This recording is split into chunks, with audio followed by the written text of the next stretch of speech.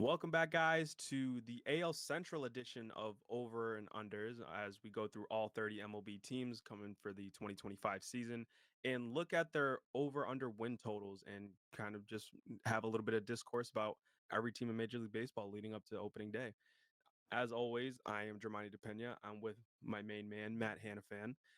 Matt, how you doing? We're going to be talking about the AL Central today. How you feel about that? I'm doing good, man. I'm doing good. The AL Central is like a mosh pit of mid, if like that's a decent way to describe it.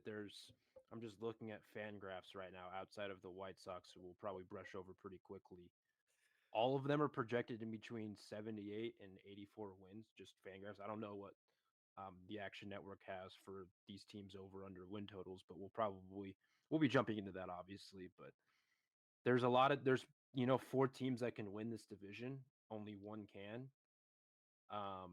So I'm interested. I'm excited to get into it, man. Yeah, me too. And obviously, before we started the recording, you made it a point to want to talk about the Chicago White Sox first. So, well, let's dive right into it and talk about Chicago. So, Chicago last year finished with an astounding 41 wins, the worst mark out of any team in the modern era. And they're slated in to make a pretty big jump, 53 and a half wins going into the 2025 season. Obviously, traded Garrett Crochet to Boston. They were the last couple of years they were moving off some of their core players, and even a few years ago, Chicago was actually good. But um, but yeah, 53 and a half wins. Matt, I'll let you have the floor. How do you feel about the White Sox? Do we really think they're going to improve by 12 wins or 13 wins if it's 53 and a half? Ugh. That There's is the no question. chance, right? Uh, I mean, like just to kind of throw my hat into the ring. I think honestly, I'll take it. So when it comes to Chicago, obviously they are just the only thing that if you're a Chicago White Sox fan to look forward to is a few things. When are you going to trade Luis Robert Jr. and those young prospects that you have, guys like Colson Montgomery, I'm trying to some of the Red Sox prospects that you got in the Crochet trade, and Kyle Teal and the other Montgomery. I'm Braden. forgetting his name. Braden Montgomery. Thank you. I hope it's not a repeat of last episode where just forgetting a bunch of these guys' names, but yeah, and then I'm missing other guys too as well. Like I know there's a really big, highly touted pitching prospect that the White Sox have. When some of those guys start coming up, hopefully this season, I believe Colson Montgomery, out of all of them, has probably a good shot of cracking the big league roster. Really, really tall shortstop. Um, like the most optimistic I can be about Chicago in terms of increasing their win total is if those young guys come up and they're producing early. And for other teams, you probably wouldn't think like you would think a 10 game increase would be fantastic, but it's real hard to kind of look at this. Like I can't look at the Chicago White Sox team, especially if they're bringing up these young guys to be worse than they were last year. So, but I mean, them cracking over 54 wins, that's still like a 10 game increase. You're really hoping for a lot of these young guys to come up and just produce immediately. Um, but yeah, I'm not sure. Like I would probably say like they'll probably increase above their 41 win total, but by 10 games, I don't know. I feel like the under's the obvious answer, but like I'm kind of like I'm gonna go with the under. I'm gonna say that right now, but I could see a crazy world where they are better than 55 wins, which is crazy to say about a modern baseball team. But Well, I can't, so I'm going with the under two.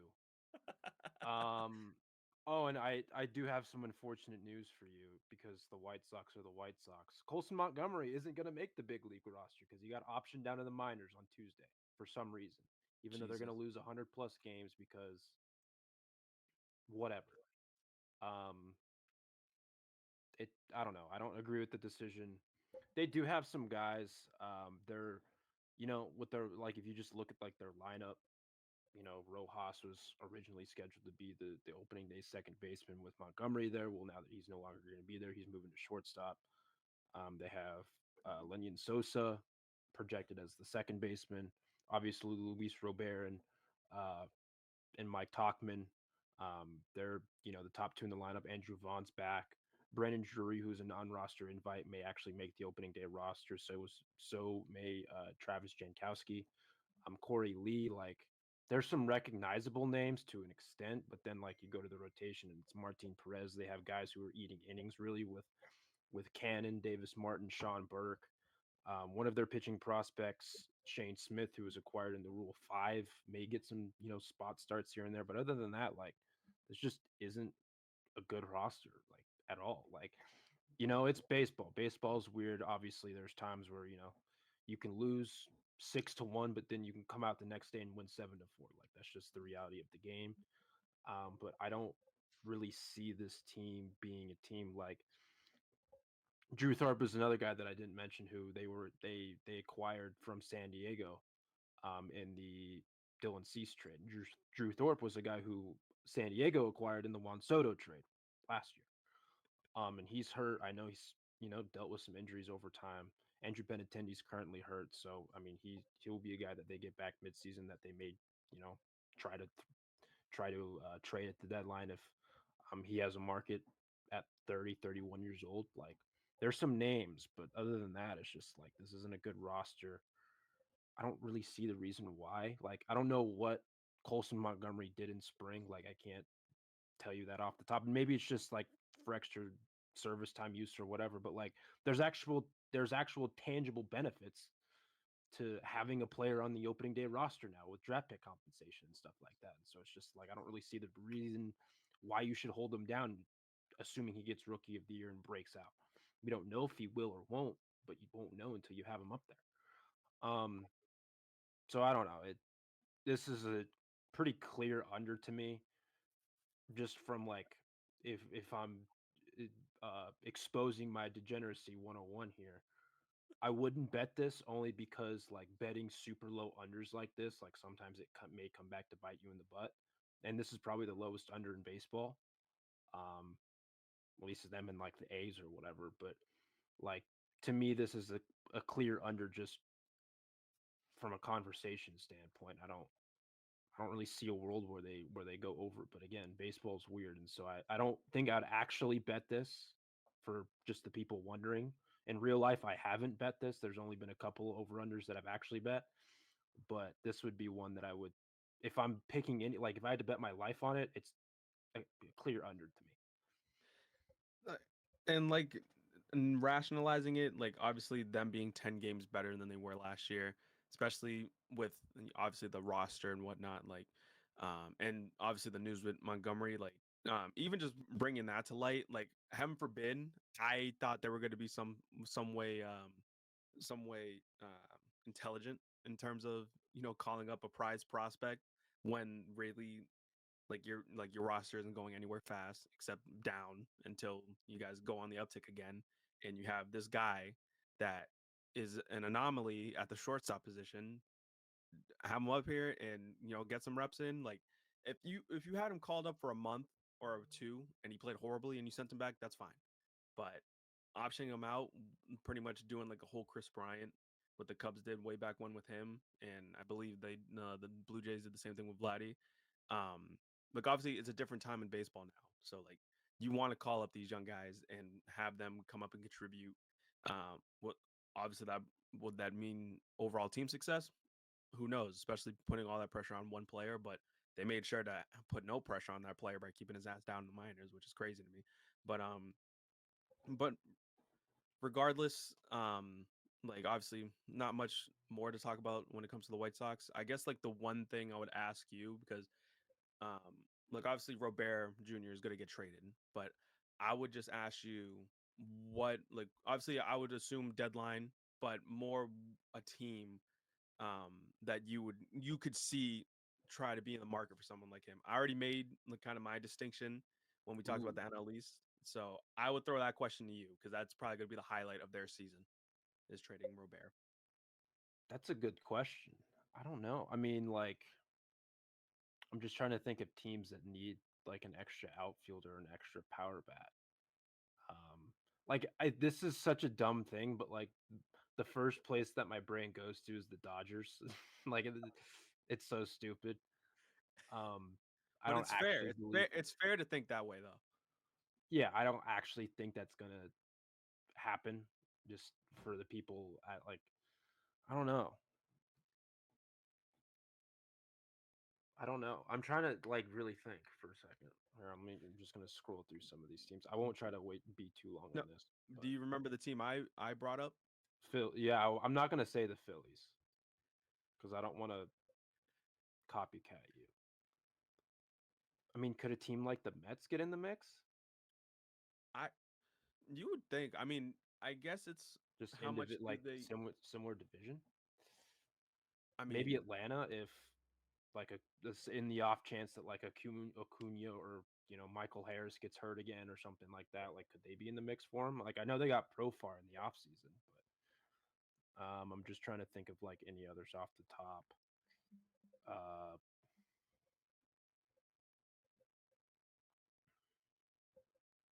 there's none that like immediately come to mind. Would Houston be a team? I they mean, could they use already him. have so many right-handed bats, but Their outfield's horrible though. I know that's what I mean. So fit wise, I think he would be, especially with the Crawford boxes, like definitely have a case there. It would like the Mets are the interesting one you brought up because obviously I believe they have Jose Siri or Brandon Nimmo slated to play center field. I'm not sure in terms of the depth chart. I'd assume would probably be Nimmo since he's kind of seniority, I guess. Um, but to get somebody like him with that, like I feel like he would get traded to a place that would supply him a lot of protection in the lineup. They're not gonna to kind of allow him to more focus on remaining healthy and whatnot and being on a good team could probably like I just for some reason just look at him and see if he gets traded to a contender then he's gonna pop off and injuries aren't really gonna be an issue for him. Like I always find it weird when it comes to baseball when with things like that. Like a guy can be injury prone and as soon as he gets straight to a different situation, it's fine. Um Obviously I guess the most recent one would be Chris Sale, but obviously like the track record um isn't long enough to kind of I guess support that claim 100%. But but yeah, I guess my point still stands. Like I think like if he gets sent to a contender, he's going to be able to contribute in like in a big way. I feel, but I think it's a matter of seeing how he's going to perform going into the season, and I guess raise his stock as much as possible. Because if he wants to get traded, he's going to get traded if he plays well for sure. Yeah, yeah. I mean, yeah, Houston, Philly's a good one. Atlanta's, I think, another one. If again, if Acuna or that's more so banking on it. Like, if I don't want to bank on injuries, I want to predict injuries, but that can be an option. I mean, like, there could also be a team who doesn't need an outfielder who is just wanting a DH, like a right-handed power bat. They're That's just true too. like, or they can move one of their fielders, whether it's a corner outfielder or a center fielder, to DH or something like that. Like, I could see that for a number of teams. But those are just a few that like come to mind off the rip. Um, I mean, could the Rangers be a team too? That'd be fun. That would be fun. I mean, it'd be a little bit more difficult for them if they would have to. Uh, it would be the end of the Evan Carter experiment. Not that it was ever like, not that he was ever like a bad player, but Yeah. there'd be too much of a logjam now that I think about it. Yeah, because obviously they still have Tavares, obviously Garcia, and then Evan Carter pretty much is playing left field for him. Well, and Um, Jock's playing DH, so it's like, yeah, yeah. So unless you're moving off of maybe like somebody in that group of players, which obviously I wouldn't see them moving Garcia. I wouldn't see them moving Jock since they just got yeah. him. I mean, Evan Um, Carter hasn't really played all that much over the last couple of years, anyway.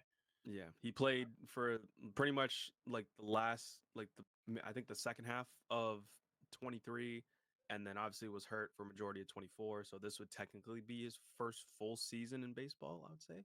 Um but no, but yeah, so like a lot of good questions for in terms of Luis Robert. But yeah, overall, White Sox are staring down the barrel of another horrible season. But I don't see them in short. I don't see them being as bad as they were last year, but definitely not 10 wins better. I guess that's fair to say for the both of us. Um, Yeah. Oh, I have another team that I want to mention. okay, Cincinnati Reds. that's good. That's good. If I don't see him go, if he doesn't get traded to Philadelphia, I would love to see him in that ballpark if he's healthy. Hey man, that ball flies in that place. Oh my, That ball flies in that place. we'll be talking about Cincinnati real soon.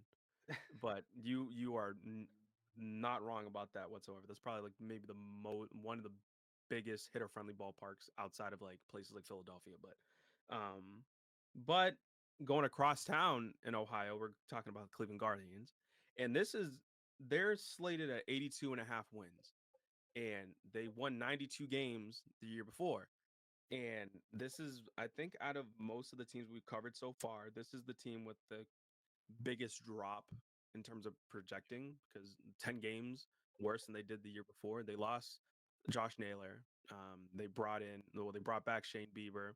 Obviously, they still have great relief pitching, probably one of, if not the best bullpen in baseball. Last year, most definitely, with Smith, um, with Gaddis, obviously with Class A, probably the best closer in the game, one of the best closers in the game. Talk to me about Cleveland. They also traded away Andres Jimenez. Yep, to Toronto. Thank Um, to me, I see that like we ask ourselves, do we expect a 10 game drop off or an 11-game drop off for predicting the under? I think this is far more realistic than Chicago improving by 12 wins, 13 wins, whatever that number was. Um, I mean, I'll probably still give it a slight over, but I'm not like thrilled about it. Like, do I see Stephen Kwan hitting 14 home runs again? No. I no, I don't even know. I don't even know if he gets to 10 over a fully healthy like he just doesn't have power. Again, you mentioned they traded Josh Naylor, or Josh Naylor didn't get traded. They traded Jimenez. Josh Naylor's now in Arizona. Um the one interesting thing I have with this team though is their pitching staff, because like they've been like a pitching factory in terms of like developing arms. Tristan McKenzie's been someone who I was very high on heading into last year after coming off of an injury riddled. I want to say it was Tommy John. It was some bad injury in 23. He again dealt with injury last year. They traded, they acquired Luis Ortiz in the offseason, who I think that can be like maybe an intriguing arm, even though he doesn't miss a whole lot of bats.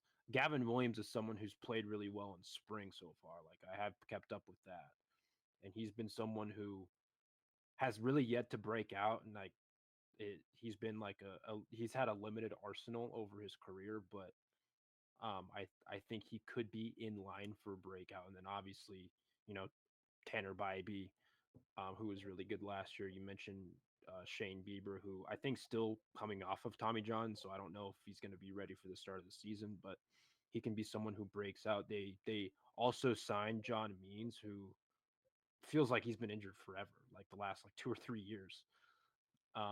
He was a guy who came up in Baltimore system, I believe, and he was someone who was like who emerged on the scene for a little while before getting injured. And then you mentioned the bullpen with Class A, with Kate Smith, Gaddis, Paul Sewald. Um, so like I think they still get to I still think they finish with over 82 and a half wins, but at the same time, like I can very much see a world where they actually go under that just because of the teams in their division. Like I think I mean we'll get to Detroit and um we'll get to Kansas City, but at least I think Detroit's better than Cleveland is. And like if you win it's the first to 86, 87, 88 wins the division in that division. Like it's really how it is, just because of how like mid it is. Um but I don't know. I would probably lean over, but I don't feel good at it. I feel just as strongly about the under as I do the over, just because again, like you're banking on Jose Ramirez to be even better than he was last year, plus Carlos Santana, who's 39 years old or 38 years old, going to be 39, to be better. In addition to some of these other guys, like I just don't necessarily see it, and so I don't know. It would have to be I'll the pitching that would be like outstanding for them to win this division. That even despite the injuries that plague this rotation and plague this pitching staff, it's still a lot to ask for. You know what? Actually, no. I'm gonna flip. I'm gonna go under on this one. I just again, I'm looking at the lineup right now, and it's just like I don't feel good about any of these guys outside of Jose. I just don't. understandable, Not that I understandable. felt great about Jimenez either. To be clear, like not. I mean, but I trust him more than Gabriel Arias, or I don't even know how to. I don't even know how to say his name. Like I feel more confident in Jimenez than him. I feel more confident in Josh Naylor than I would Carlos Santana at this stage of his career or Kyle Manzardo. Like that's just the reality of the situation. I don't have much confidence in some of these other guys, and like at least I could rely on uh not that Gabe is like a bad defender or a negative defender or anything like that, but like Jimenez is one of the best defensive second basemen in baseball. Like I don't know if he'll ever actually get to that level. Maybe he does. Maybe I'm just wrong, but I don't know. I'll go under it because again, like I just don't think this team has enough juice offensively. Except the one guy I didn't even mention who is awesome is Big Christmas. So maybe I have confidence in him too. I just completely blanked on him for a moment. So I'm sorry, Big Christmas. Please go hit like 35 dingers because your team's gonna need it. But yeah, that's my case. I was gonna say this to you about Joe Kenzie Noel. Is probably the Yankee fan in you. You just did not want to remember that home run in the championship series off of Weaver. So like you just I mean, we still won the series, so yeah, yeah, sick, dude. Yeah. but in the moment, I in the moment though, it's like my God. But Oh yeah. but Moment you're regardless, just like kind of cursing yourself. You're just like God, but yep, no, I love Joe Kenzie Noel too. he's so sick. Dude's He awesome just and hits like dingers just all over the place. and so in terms of Cleveland does this all the time. Like you look at their roster, it's like you don't think they're going to be that good, and then they manage to scrape by with like 85 wins and then make the postseason.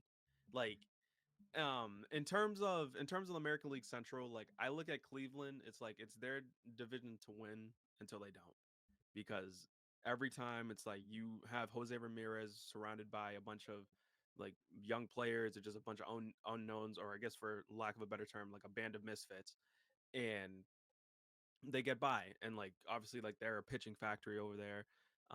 And yeah, like Tanner Bybee emerged after Shane Bieber went down. Obviously the bullpen was great until they weren't in the postseason. Class A, I'm looking at you in particular, but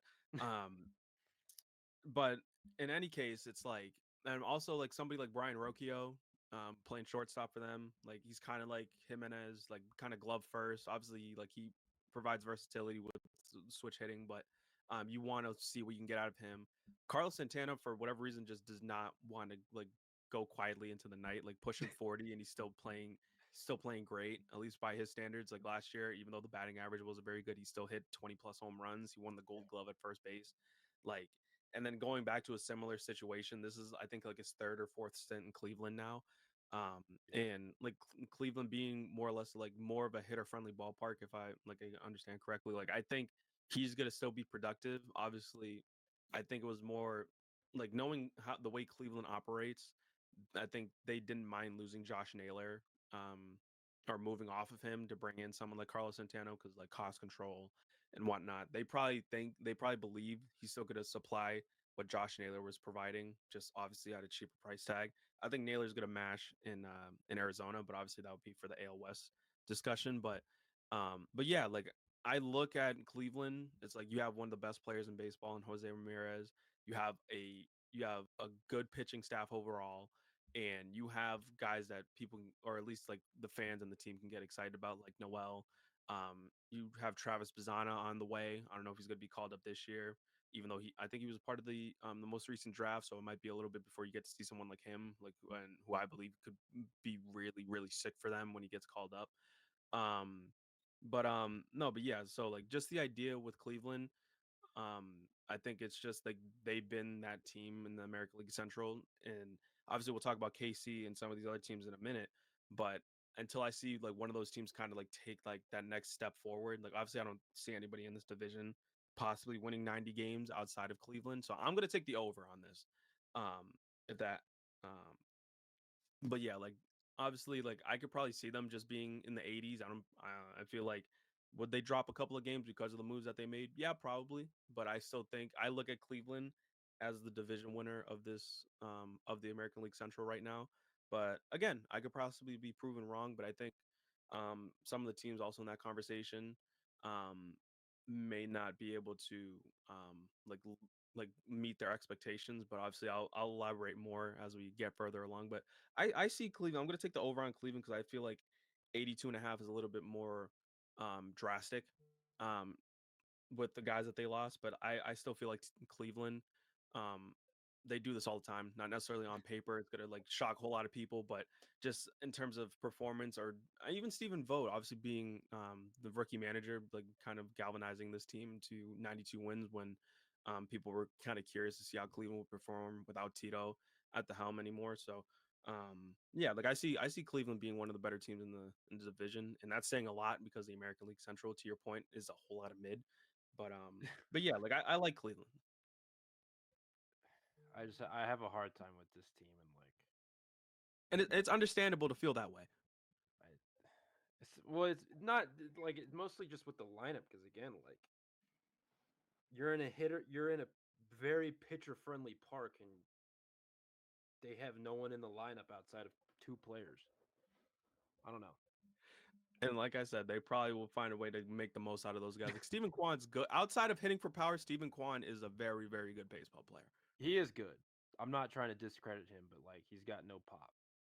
And I think like for an outlier of a year that I mean, he's only been in the majors for 3 seasons, so take this with a grain of salt. But like,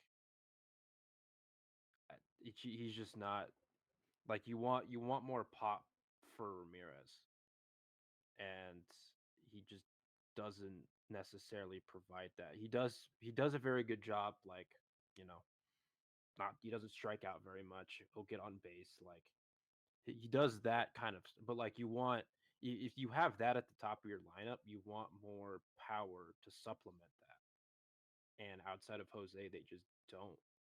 And so like, yeah, Steven's gonna get pitches to hit, sure, but it's just like you're in a tough spot if he's your second best hitter or if he's your third best hitter, really. Like that to me, I don't think is a conducive formula for success in today's day and age.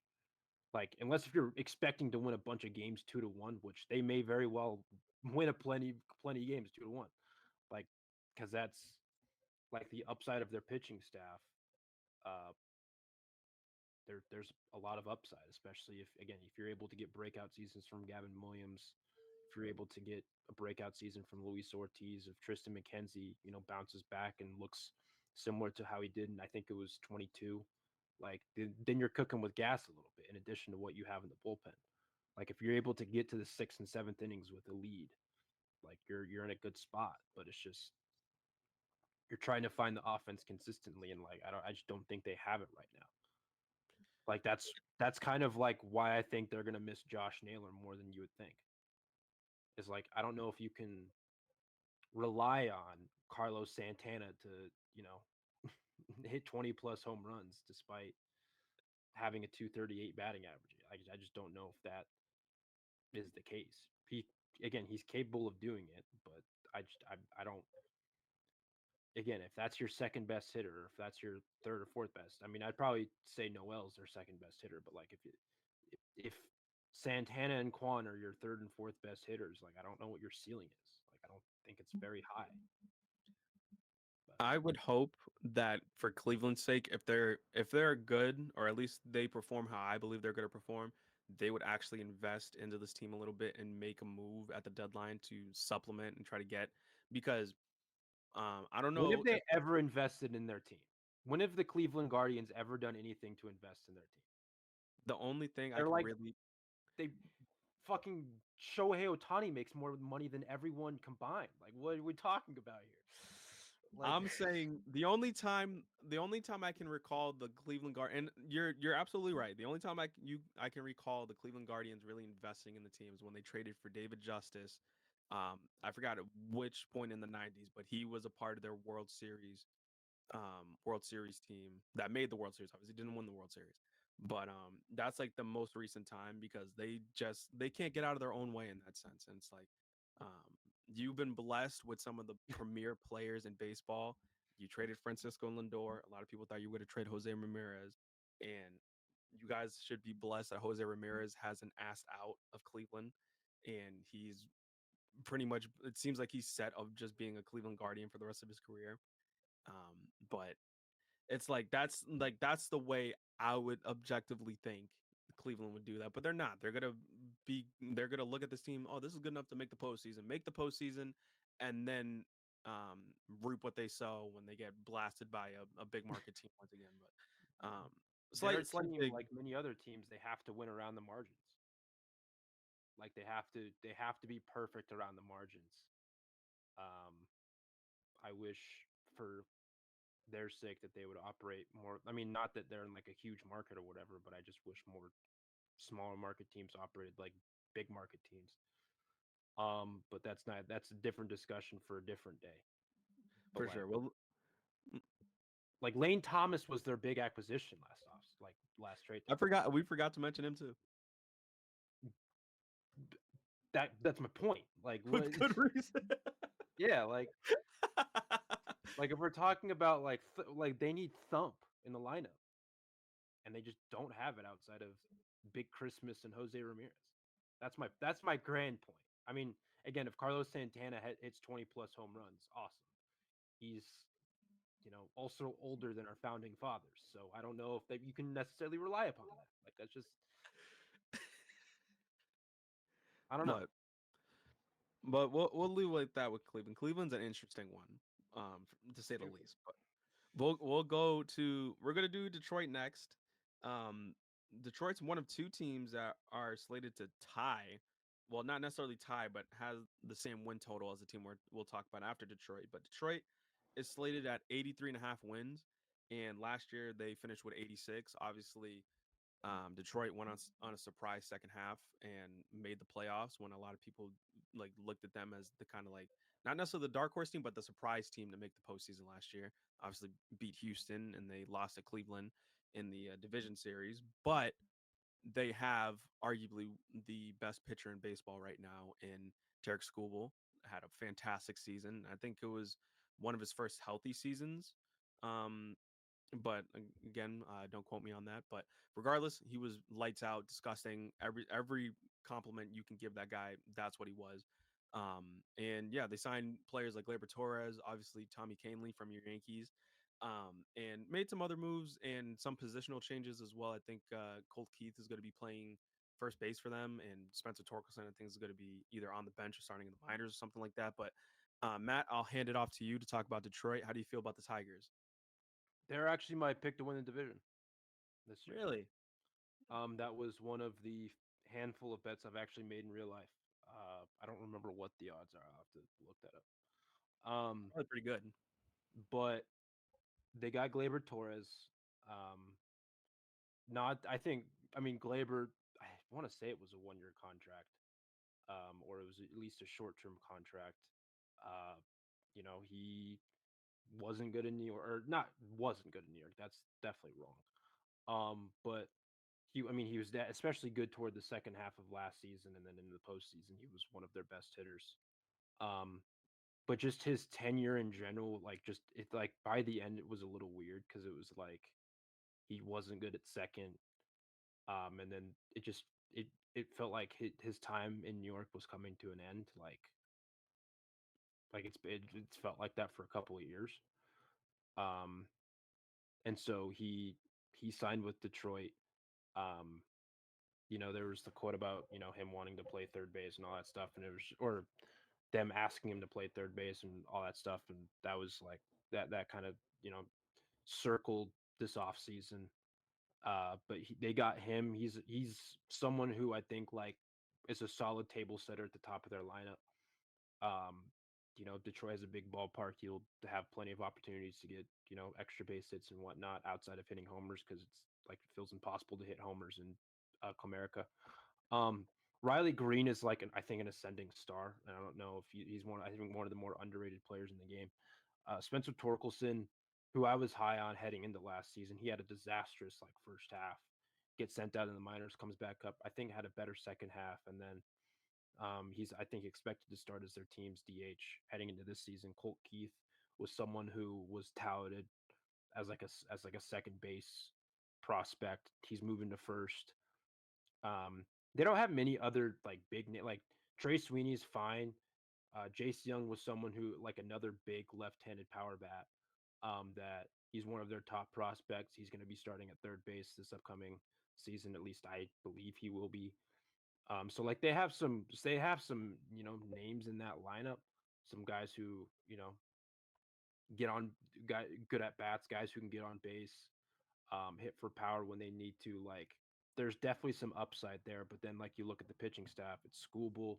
They re-signed Jack Flaherty, who they had last year for the first half of the season, gets traded to the Dodgers. Now they re-sign him. Reese Olson, Casey Mize, Kenta Maeda. Like I think there's obviously a little bit of a drop off.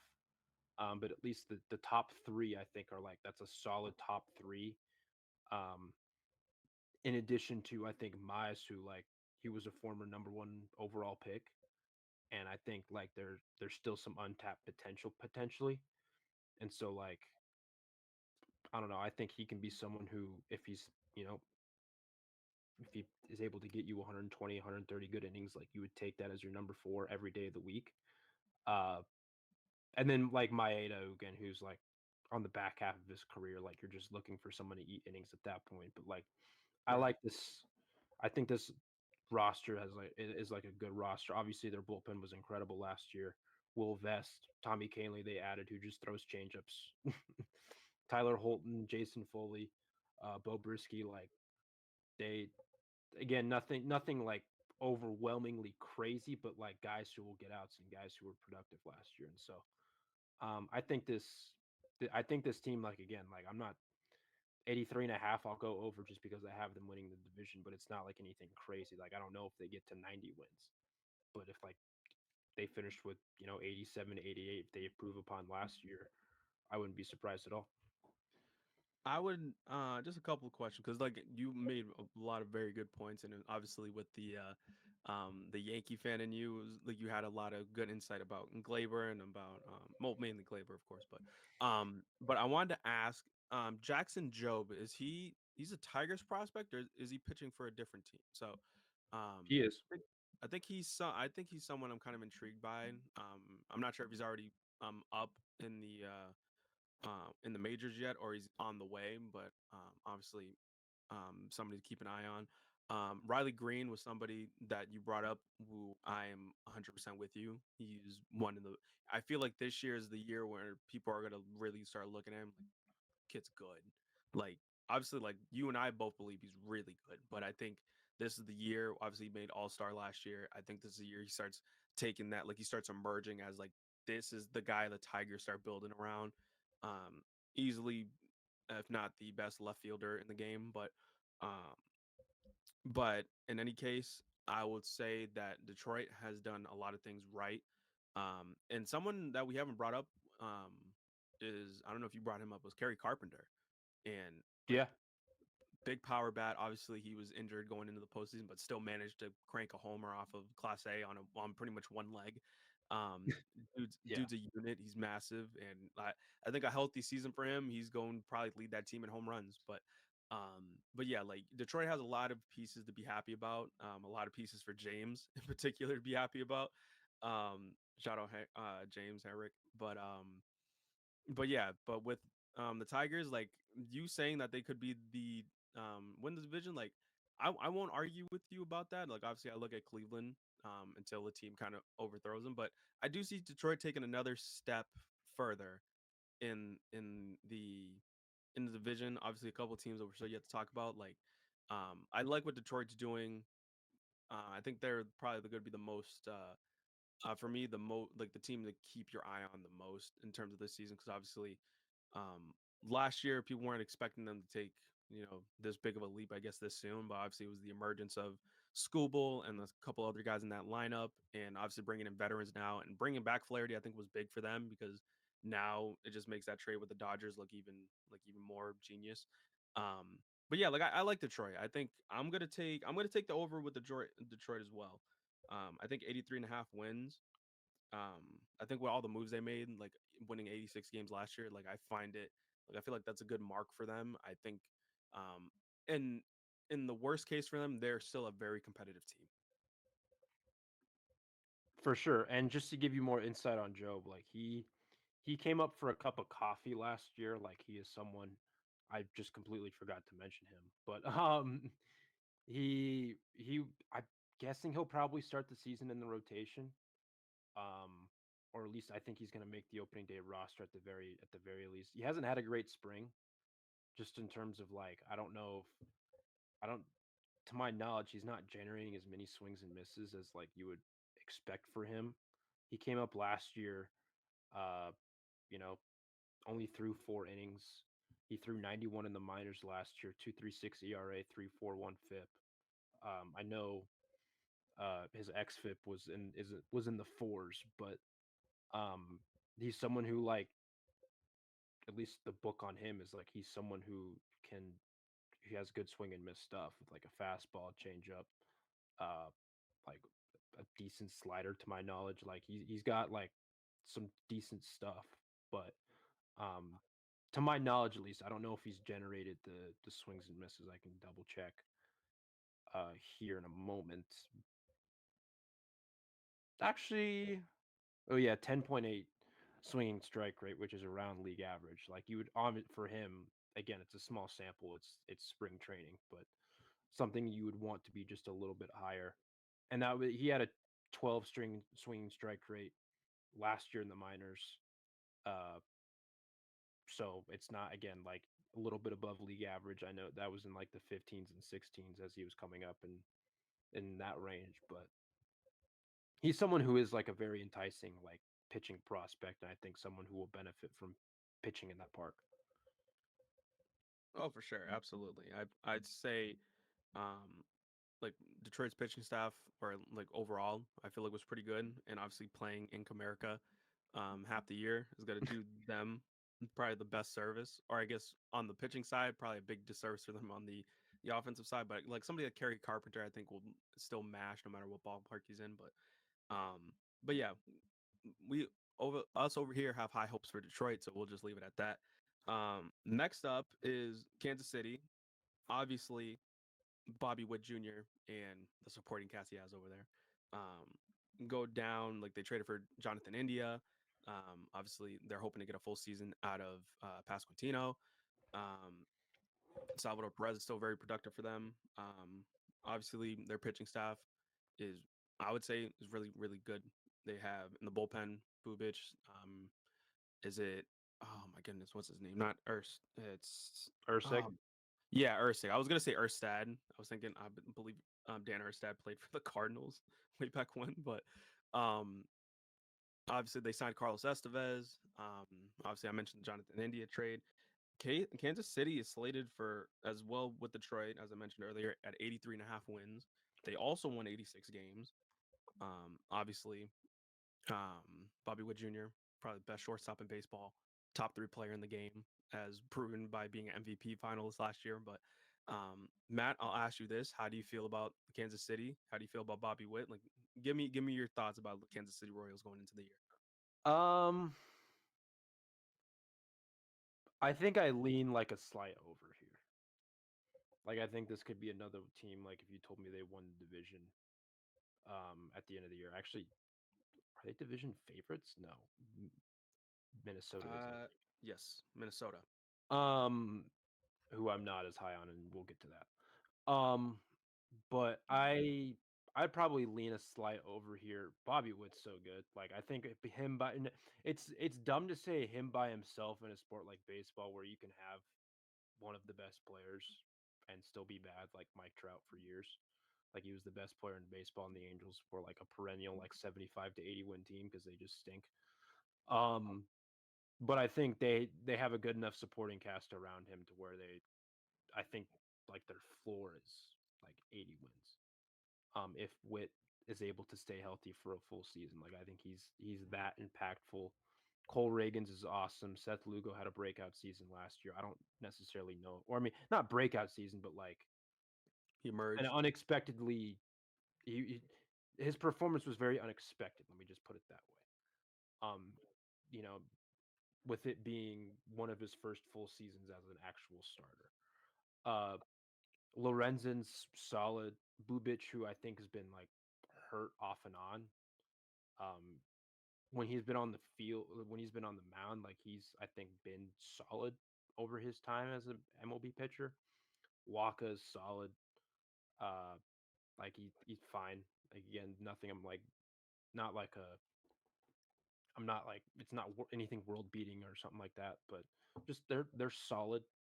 Um, I kind of understand them grabbing Estevez, even though I thought Urseg like proved himself to be a legitimately good closer at the end of last year. But like the more the better, I guess. Hunter Harvey, John Schreiber, Stratton, Angel Zerpa, like they have some solid bullpen pieces. But I think obviously the engine of this team is Bobby Witt, and again, if he stays healthy for 155 games, I think this team will go over their projected win total. I will say this, and to your point on that last line about Bobby Wood Jr., like he's gonna be the engine that makes this team go. I don't care how good that Jonathan India move is. I don't care how good Salvador Perez is gonna be this year. Same thing with Pasquantino. Anybody else in that lineup, I think Bobby Witt has a case to be the 2025 AL MVP. I'll Yeah, say that much. Because I feel like the table's set for him. Um, just to bring up like a finalist last year, Judge. Like I think Judge is gonna have a great season, but I think he's gonna take a slight step back. Especially, I feel like the Yankees overall, especially like with some of the news that's been coming out now with the injuries and stuff like that, I think they may take a slight step back. no I one think wants to Judge, talk about them. Just move on. but talking about Judge, I think Judge, his numbers are going to be good, but I think Bobby Witt, in terms of what he's going to mean to that team and putting up even like remotely similar, like we're going to be in the making for someone like Bobby Witt to probably put up one of the greatest seasons by a shortstop. Um, and I'm not saying it's going to be this year. I would say it's coming. Like you can pencil him. His trophy room is probably getting set for the amount of accolades this man's going to have for the next 15 years as a Kansas City Royal.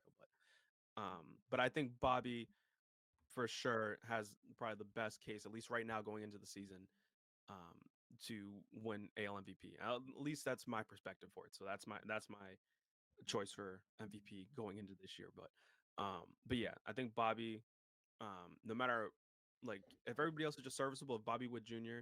is the player that we all saw him to be last year, I think Kansas City could be if not to your point, win the division. But I definitely could see them being around that 86 win mark again this year. So I'll take the over on KC as well. Um, but yeah, I think Bobby Wood Jr. is the engine that makes the team go. Obviously, on the pitching side, like you said, a lot of great solid pieces. To your point about Carlos Estevez, um, it is funny that um, it seemed like a lot of those guys in that bullpen, like Bubic and Ersteg, and then you have Carlos Estevez in the postseason get absolutely mashed by Lindor with a couple of, I believe it was a couple of home runs, or maybe just been it was the grand slam that he hit in the against the Phillies. But um, regardless, it's like that's like kind of like the lasting image you have of him, even though he's been a pretty reliable reliever the last couple of seasons. Um, but yeah, I think Kansas City's good. Like even though like the AL Central is a battle of a bunch of kind of like mid, it is more so like just because all these guys are not necessarily like a lot of the big boys in terms of like just the overall landscape of baseball in their division, they're all going to be competitive with each other. So I like Kansas City. I think Bobby Witt Jr., bearing like unforeseen circumstances, is going to have a monster season. And I think the rest of the team is going to kind of follow suit in that and kind of be He's kind of going to elevate the team and kind of galvanize the troops in that sense of being so good and playing so well that like the team around him is good enough to make it back to the postseason again. Because guys like him, superstars like him, deserve to be in the biggest stage of baseball. But yeah, like I like Kansas City going into the season, so I'd say for them I'll take the over for sure. Okay, but leaving it on that point, talking about our final team and the team that is slated for projection to win the division at 84 and a half wins is the Minnesota Twins.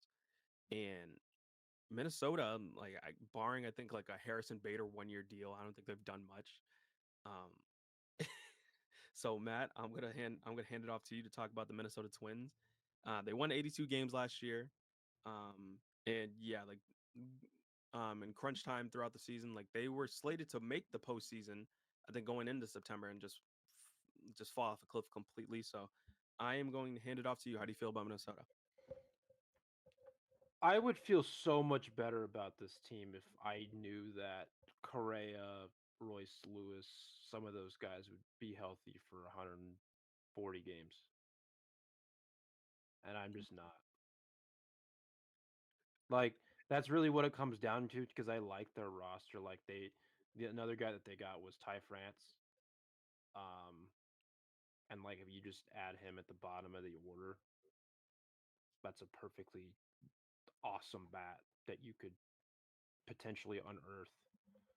Um, and Royce, like we've seen how awesome Royce Lewis is. He's just never healthy, and that's like my big like consternation with like going all in because Royce Lewis is like an awesome player, but he's just not healthy, and that's more of like I'm not blaming him for the injuries. It's just an unfortunate circumstance that I just can't. I can't rely upon apparent. Like I just can't. Same Correa to a certain extent. I know there was talk about him in the offseason, like moving to third base, which is a less taxing position for his legs, because I know he's dealt with some leg injuries. Like there was a reason why he failed, a couple physicals with the Mets and Giants once upon a time. Um, but I think he's still playing short. Like I think he's going to start the day as the opening day shortstop again. I hope he's able to stay healthy because you know we've seen what he's capable of as a hitter if he's if he makes 500, 600 plate appearances. But I can't guarantee that. I do, however, love this pitching staff, specifically the back end of their bullpen and the top end of their starting pitching. Like I'm someone who's very high on Pablo Lopez, Joe Ryan, and Bailey Over. Uh, I think all of those guys are excellent swing and miss pitchers. They're different. I mean, like they're fly ball pitchers, sure, or at least in Ryan and Lopez's get like they're fly ball pitchers, but like they know how to generate swings and misses. They know that they're reliable, and I think that's something that that matters at the top of a rotation. Joan Duran is, I think, like an electric closer. But I also think Griffin Jacks is probably the better pitcher, and I think he's one of the best relievers in baseball. Like he is an exceptional player, and so I wouldn't be surprised if he's their starting closer by the end of the season because I know Duran's had some like problems closing, especially last year, but in recent memory, like there's stuff there with Cole Sands, there's stuff there with a couple of these other guys that yeah, I'm willing to put my eggs in this team's like, but I just don't know how healthy some of these other guys are going to be. That's like my big I like the or roster relative to the market because I know they're another team that just doesn't spend.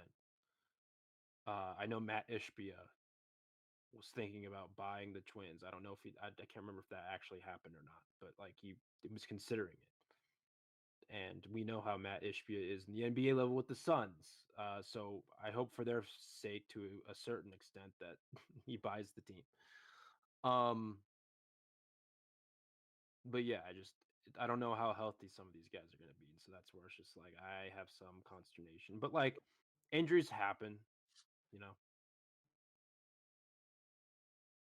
Yeah, that's very true. Like to your point, a lot of guys like they're banking on a lot of people who aren't known of being Iron Men to, stay on the field, and they put a lot of money into some of these guys like Correa.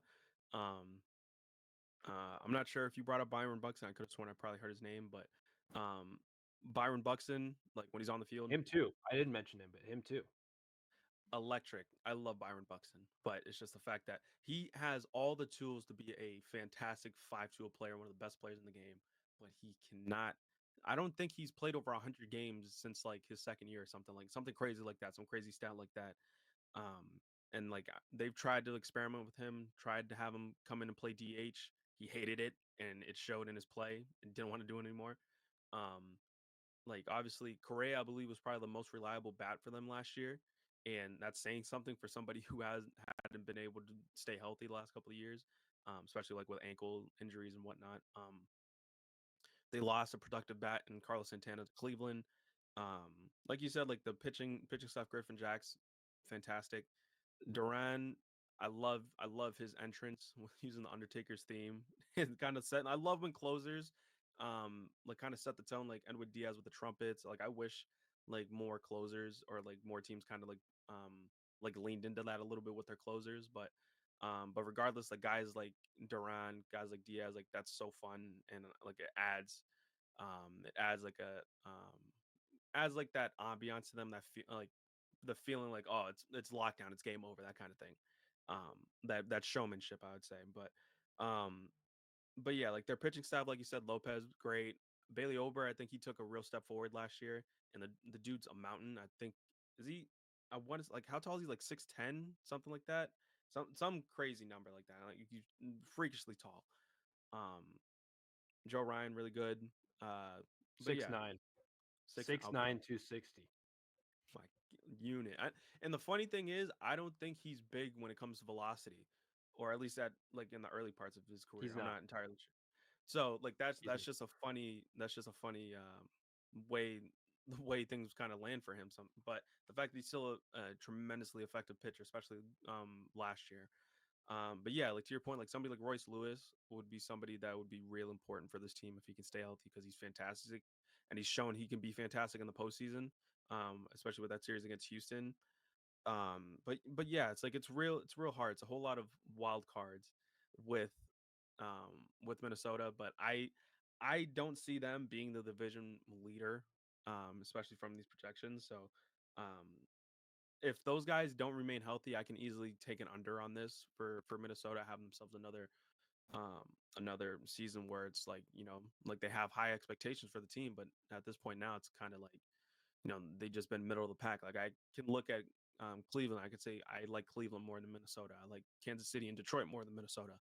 Um, I believe they have an outfield prospect or someone. I don't know if oh, correct me if I'm wrong. It might be Trevor Larnick, but or somebody else. But I know they have like a pretty like power hitting prospect coming up that could be playing every day for them this year. But I'm not entirely sure. But yeah, like that's kind of like some stuff like that. You kind of like have to hope for with Minnesota. It's like because they're the team to spend occasionally on guys. Like obviously we saw with Correa, but like I don't know if they're going to be just start looking towards a rebuild because say these guys are good. That what's stopping them from being like, yeah, you know what, we're good, and probably try to move off some of these guys because the rumors were they were trying to move off Correa, so like trying to get off his money, that sort of thing. So, um, like I feel like it's too kind of volatile of a situation with like a lot of those things regarding like the injuries and obviously collapsing at the end of the year and whatnot. So, um, yeah, I can easily take an under on Minnesota. I don't know if you were referring to Emmanuel Rodriguez. Maybe I for the life of me I could not remember the kid's name. So that might Yeah. be who I was referring to. Well, he's their top outfield prospect, or one of their top outfield prospects. They also have a guy named Walker Jenkins, who's I think a little bit further behind Rodriguez. Rodriguez is on the 40 man. Jenkins isn't. But they also had another guy, Austin Martin, who was like a former top pick from Toronto, who they got. I may have been in the Jose Barrios deal. I don't remember. Maybe. And he got some run last year, but he's not like a power hitting prospect or anything like that. But I think he's probably closest to the majors among the three. I think I'm not 100% sure. Not that he's better than those two guys because he's not, but I don't, I'm trying to look because I know I referenced Trevor Larnick. I'm trying to think. I mean, Oh yeah, never mind. So yeah, it might have been one of those two guys because I for the life of me I heard a name and I just can't remember it, but like there were it was just saying like keep an eye on this outfield prospect for the Twins. Like this guy has the potential to mash. So it might have been Rodriguez who you mentioned earlier, but um no, but yeah, so like just the like I'm just not high in Minnesota like kind of overall. Like I if those guys are healthy, then I feel like they could still be a good team, but um, like, are they going to be better than some of the other guys we mentioned earlier, or some of the other teams? I mean, I just don't think so. Yeah, it's kind of where I'm at too. You said what was their over under again? So they had an over under of 84.5 wins, but they 84 and a won half. 82 games the year before. I'll say 84, so I'll go slide under. Slight under. All right, we'll leave it at that, guys. That has been the American League Central. Yeah, a lot of discourse between some of the teams. We feel, Matt, I'm not sure about you, but I feel like the American League Central. It's got to be like kind of like the story it was last year with like three teams kind of like just trading first place or just like playing ring around the rosy with like top three spots. But yeah, like there's some things I like about some of what some of the teams did over the course of the offseason. Like Detroit got, I would say Detroit got better. I'd say Kansas City is going to get better, kind of internally because of the whole Bobby Witt dynamic and whatnot. But yeah, guys, let us know your opinions on the American League Central. Did you guys like some of the things we said about your possibly your favorite team if you have a favorite team in the American League Central Division? Let us know your thoughts and opinions down below. If you guys did enjoy, we really appreciate you guys showing support on the video as well as subscribing to Vedetta's YouTube channel. And also check out VedettaSportsMedia.com to stay up to date with all your favorite sports. Matt posts a lot of great stuff on VedettaSportsMedia.com, whether it's baseball, whether it's basketball, you name it. Matt's more or less probably covering it because the dude's an absolute dog. Really appreciate any and all the support you guys have for us. We're really building something here, so we would love for you guys to stick around and join the ride that we're on. Yeah, with all that being said, I've been Jeremiah DePena. That's been Matt Hannafan, and we'll see you guys next time for the National League Central.